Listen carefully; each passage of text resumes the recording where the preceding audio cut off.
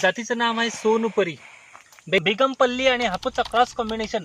हापूस सारखा दिसणारा, चवीला असणारा, विथ जम्बो साईज. क्वालिटी एकदम जबरदस्त.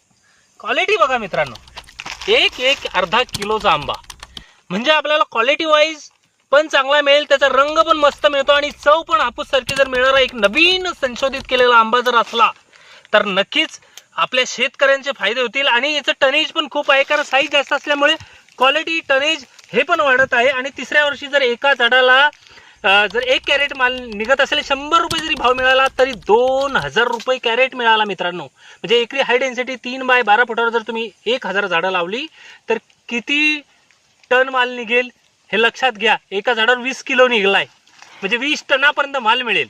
आणि 20 टनाचा जर माल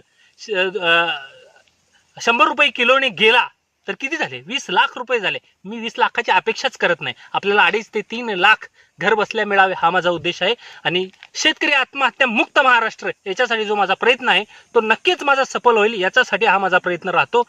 आणि अशाच प्रकारे तुम्ही शेती करा आणि चांगलं उत्पन्न मिळवा, हा माझा उद्देश सफल होईल. जय महाराष्ट्र, जय बळीराजा.